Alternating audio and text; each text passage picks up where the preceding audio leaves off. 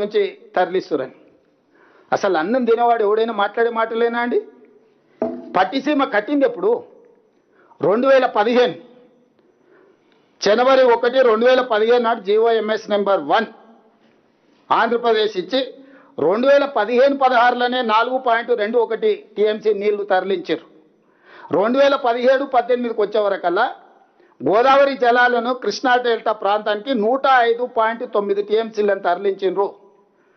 From there 2015-16 నుంచి 2023-24 వరకు కంటిన్యూస్గా వాళ్ళు నీళ్లు తరలిస్తూనే ఉన్నారు.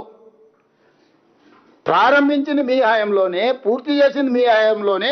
ఒక్క 2017-18లోనే 105.9 టీఎంసీ గోదావరి జలాలను కృష్ణా డెల్టా పరివాహక ప్రాంతానికి తరలించుకొని పోయినరు. మరి ఆ రోజు మీరు గాడిదలను కాసినరా? నువ్వు నీ మామ ఆ రోజు నువ్వే కదా సాగునీటిపారుదల శాఖ మంత్రివి. పట్టిసీమలో గోదావరి జలాలను కృష్ణా డెల్టా ప్రాంతానికి 105.9 టీఎంసీలను తరలించినప్పుడు హరీష్ రావు గారు గాడిదలను కాస్తున్నాడా? నేను అడుగుతున్న సూటిగా. మొత్తం మీ హయాంలో జరిగిన దుర్మార్గమే కదా. ఈరోజు నేను వచ్చినాక కట్టింది కాదు, నేను వచ్చినాక తరలిస్తున్నది కాదు. సో చేసిన దుర్మార్గం అంతా మీరు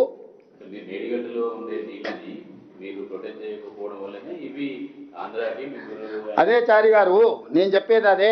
2017-18లో నువ్వే ఉన్నావు కదా, గాడిదలం కాసినావు. ఆ రోజు 105 టీఎంసీలు ఇది ఉంది కదా.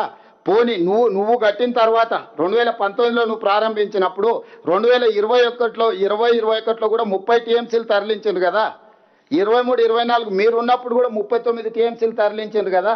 మరి ఆ రోజు మీరెందుకు వదిలిండ్రు నీళ్ళు? ఆ రోజు మీ మేడిగడ్డ ఉంది, మీ మామ ముఖ్యమంత్రి ఉండు, సాగునీటి పారుదల శాఖ మీ మామ దగ్గరనే ఉంది. ఆ రోజు ఏం చేసిండు మరి?